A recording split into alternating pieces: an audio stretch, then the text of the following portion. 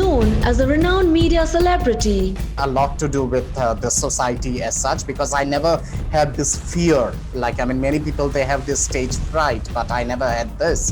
He was the youngest team member under PM Vajpayee. I got involved with the Vajpayee government, I was one of the youngest expert in the Vajpayee government. NewsX India A-list proudly recognizes Dr. Suvro Kamal Datta for excellence in community leadership. Hello and welcome. I'm Uday Pratap Singh. You're joining us on this brand new interview as part of our NewsX A-list series. We're in conversation today with Dr. Suvro Kamal Datta. Dr. Datta is a renowned political thinker and economic expert. Welcome to NewsX, sir. Thank you for being with us. Thank you. It's a pleasure being with you all for this program. Well, let's begin, Dr. Datta, by just talking about your early days, your life, of course, as a student. So tell us about, your young days, what inspired you while you were studying, where you studied, and, at that point, what did you want to do in life? Well, I was born in Guwahati in Assam, and my childhood days were in Guwahati, Shillong, as well as in Kolkata.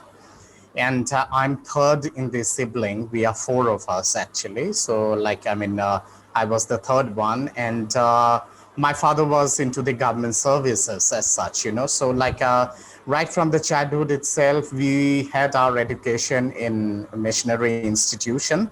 I was there in Don Bosco, and I used to be very flamboyant right from my childhood, and I used to be very vociferous in my debates as well as in public talks and all this. I always had this craving and this urge of meeting people and talking to them, discussing new things, exploring new ideas, going to new places as such, So besides my studies, I used to be involved a lot in extracurricular activities. And from childhood itself, I had won in a number of prizes as well as laurels for different, events as such, whether it was poetry, whether it was extempore, debate, anything as such, So my flamboyancy was a part and parcel of me.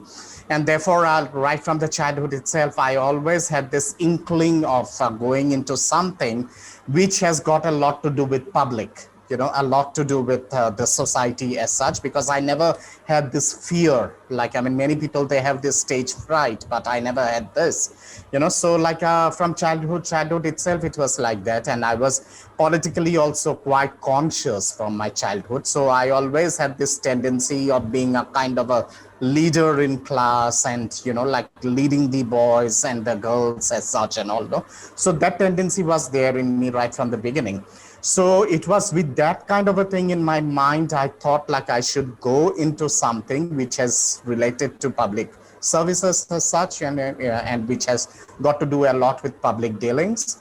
So that's how I started. I graduated in economics, and then after that I sat for the entrance exam in JNU, and my research was from JNU itself, I did my research in economic history of India with the Asia Pacific. Right. I got involved in student politics in JNU. I was, involved with the student wing of the Bharatiya Janata Party, or ABVP as such, and JNU is a Marxist bastion, So being in the right wing or with ABVP or with a different thought process itself was a very big challenge. Yeah. I contested election and all this and all, and then later on I got involved with the Vajpayee government. I was one of the youngest expert in the Vajpayee government, and I used to look after youth affairs and culture and education and all this for the youth wing. I also had the opportunity of working very closely with Shri Dharmendra Pradhan ji, G. Kishan Reddy ji, and also with Shri Rajnath ji, and I used to assist all of them in their public related affairs in media, as well as in parliamentary affairs and all, I also had the opportunity of going to different state elections, as well as for national elections also on behalf of the party that time, So, and my main thrust was in relation to media and public relations, and I handled states like Chhattisgarh, then UP, Uttarakhand, and all this for the polls as such, So that has been a part of my career as such, or my professional scheme of things. Of course, besides that, I'm involved in several number of institutions and non-governmental organizations as a lifetime patron or as an advisor kind of thing. And I'm also involved with several business houses as such, as their founding member or might be as a patron or something, So this is something which is there in me. And of course, like since my career combination is more of business, politics, and public relation, so definitely I do have this urge of going into politics finally and entering into politics as such. And like I always had this dream right from my childhood of being into the parliament once in my lifetime, and that tendency is still there.